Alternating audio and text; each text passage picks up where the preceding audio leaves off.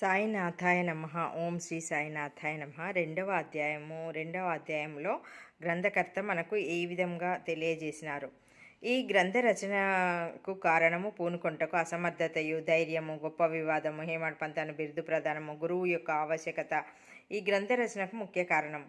మొదటి అధ్యాయంలో గోధుమలు విసిరి ఆ పిండిని ఊరి బయట చల్లి కలరా జాడ్యంను తరిమివేసిన బాబా వింత చర్యను వర్ణించి తిని ఇదియే కాక శ్రీ సాయి యొక్క ఇతర మహిమలు విని సంతోషించి ఆ సంతోషమే నన్ను ఈ గ్రంథము వ్రాయుటకు పురికొల్పినది. అదేగాక బాబాగారి వింత లీలలు చర్యలు మనసునకు ఆనందం కలిగజేయును. అవి భక్తులకు బోధనలుగా ఉపకరించును, తుదకు పాపములను పోగొట్టును కదా అని భావించి బాబా యొక్క పవిత్ర జీవితమును వారి బోధనలు వ్రాయ మొదలెడితిని అని రచయిత గారు చెప్తున్నారు మనకి. యోగీశ్వరుని జీవిత చరిత్ర తర్కమును న్యాయమును కాదు, అది మనకు సత్యము, ఆధ్యాత్మికమైన మార్గము చూపును. పూనుకొంటకు అసమర్థతయు, ధైర్యము. ఈ పనిని నెరవేర్చుటకు తగిన అసమర్థత కలవాడను కానని హేమడ్ పంత్ అనుకున్నాను. అతడిట్లా నేను నా యొక్క సన్నిహిత స్నేహితుని జీవిత చరిత్రయే నాకు తెలియదు, నా మనస్సే నాకు గోచరం కాకున్నది. ఇట్టి పరిస్థితిలో యోగీశ్వరుని ఎట్లు వర్ణించగలను? వేదంలో వారిని పొగడలేకుండాను. తాను యోగియు కానీ యోగి యొక్క జీవితంను గ్రహించజాలడు. అట్టిచో వారి మహిమలను నేను ఎట్లు కీర్తించగలను? సప్త సముద్రముల లోతును గొనవచ్చును, ఆకాశంను గుడ్డలో వేసి మూయవచ్చును, కానీ యోగీశ్వరుని చరిత్ర వ్రాయుట బహు కష్టము. ఇది గొప్ప సాహస కృత్యమని నాకు తెలియను. నలుగురు నవ్వునట్లు ఆగుతానేమో అని భయపడి శ్రీ సాయి ఈశ్వరుని అనుగ్రహం కొరకు ప్రార్థించి తిని. మహారాష్ట్ర దేశంలో మొట్టమొదటి కవియు యోగీశ్వరుడు అగు జ్ఞానేశ్వర మహారాజు యోగుల చరిత్ర వ్రాసి వారిని భగవంతుడు ప్రేమించునని చెప్పియున్నారు.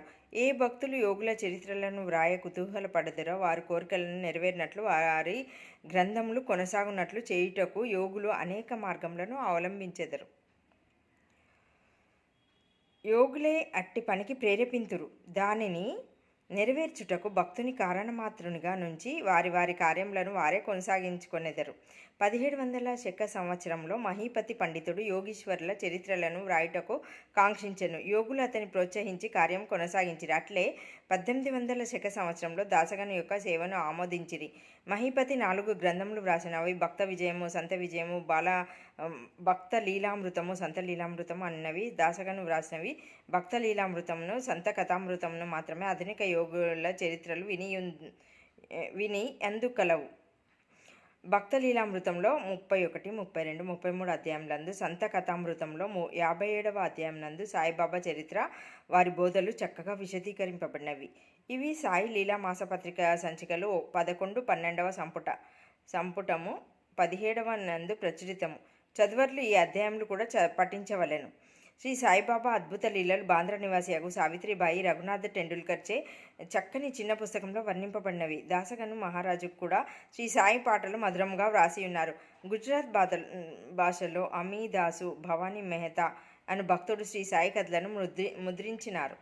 సాయినాథ ప్రభ అను మాసపత్రిక షిర్డీలోని దక్షిణ భిక్ష సంస్థ వారు ప్రచురించుచున్నారు. ఎన్ని గ్రంథములుండగా ప్రస్తుత సచ్చరిత్ర వ్రాయుటకు కారణమేమైయుండును అని, దాని అవసరమేమి అని ప్రశ్నింపవచ్చును. సాయి సచ్చరిత్ర అధ్యాయం 2వ అధ్యాయములో ఈ విధంగా వివరించినారు. దీనికి జవాబు మిక్కిలి తేలిక. సాయిబాబా జీవిత చరిత్ర సముద్రం వలె విశాలమైనది, లోతైనది. అందరూ దాని యందు మునిగి భక్తి జ్ఞానములను మనులు తీసి కావలసిన వారికి పంచిపెట్టవచ్చును. శ్రీ సాయిబాబా నీతి బోధకములు, కథలు, లీలలు మిక్కిలి ఆశ్చర్యం కలగజేయును. అవి మనోవికలత పొందిన వారికి, విచారగ్రస్తులకు శాంతి సమకూర్చి ఆనందమును కలగజేయును. ఇహపరములకు కావలసిన జ్ఞానమును, బుద్ధిని ఇచ్చును. వేదముల వలె రంజకములు, ఉపదేశములు అగును. బాబా ప్రబోధలు విని వారిని మన్నం చేసినచో భక్తులు వాంఛించున్నవి అనగా బ్రహ్మైక్యము, యోగ్యము, అష్టాంగ యోగ ప్రావీణ్యము, ధ్యాన ఆనందము పొందెదరు. అందుచే బాబా లీలలను పుస్తక రూపమున వ్రాయ నిశ్చయించి తిని. బాబా సమాధికి ముందు చూడని భక్తులకు ఈ లీల మిగుల ఆనందమును కలగజేయును. అందుచేత బాబాగారి ఆత్మసాక్షాత్కార ఫలితమగు పలుకులు, బోధనలు సమకూర్చుటకు పూనుకొంటిని. సాయిబాబాయే ఈ కార్యమునకు నన్ను ప్రోత్సహించెను.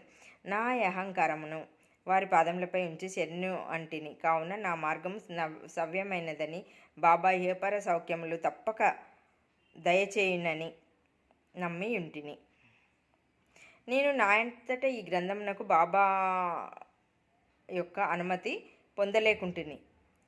మాధవరావు దేశపాండే ఉరఫ్ శ్యామ అను వారు బాబాకు ముఖ్య భక్తుడు. వారిని నా తరఫున మాట్లాడమంటిని. నా తరఫున వారు బాబాతో ఇట్లనిరి: ఈ అన్నా సాహెబు మీ జీవిత చరిత్రను కాంక్షించుచున్నాడు. భిక్షాట నుంచే జీవించు పకీరును నేను. నా జీవిత చరిత్రను వాయనవసరం లేదని అనవద్దు. మీరు సమ్మతించిన సహాయపడినచో వారు వ్రాసెదరు, లేదా మీ కృపయే దాన్ని సిద్ధింపజేయను. మీ యొక్క అనుమతి ఆశీర్వాదం లేనిదే ఏదియూ జయప్రదంగా చేయలేము. సాయిబాబా దీన్ని విన్నంతనే మనస్సు కరిగి నాకు ఊది ప్రసాదం పెట్టి ఆశీర్వదించను. మరియు ఇట్లు చెప్పదొడంగను: కథను అనుభవములను ప్రోగు చేయము. అక్కడ కొన్ని ముఖ్యమైన విషయములు టూకీగా వ్రాయము. నేను నా సహాయము చేసేదను. వాడు కారణమాత్రుడే కానీ నా జీవిత చరిత్ర నేనే వ్రాసి భక్తుల కోరికలను నెరవేర్చవలను. వాడు తన అహంకారమును విడవవలను, దాన్ని నా పాదములపై పెట్టవలను. ఎవరైతే వారి జీవిత చరిత్రలో ఇట్లు చేసేదరో వారికి నేను మిక్కిలి సహాయపడేదను. వారి జీవిత చర్యల కొరకే కాదు, సాధ్యమైనంత వరకు వారి గృహకృత్యములందు తోడ్పడేదను. వారి అహంకారము పూర్తిగా పడిపోయిన పిమ్మట అది మచ్చునకు కూడా లేకుండానప్పుడు నేను వారి మనసులో ప్రవేశించి నా చరిత్ర నేనే వ్రాసుకుందును. నా కథలు బోధనలు విన్న భక్తులకు భక్తి విశ్వాసములు కుదురును. వారు ఆత్మసాక్షాత్కారమును బ్రహ్మానందమును పొందెదరు. నీకు తోచిన దాన్నే నీవు నిర్ధారణ చేయుటకు ప్రయత్నించకుము. ఇతరుల అభిప్రాయములను కొట్టివేయుటకు ప్రయత్నించకుము. ఏ విషయం పైననైనా కీడు మేలు ఎంచు వివాదం కూడదు. ఇది సాయిబాబా యొక్క 2వ అధ్యాయం.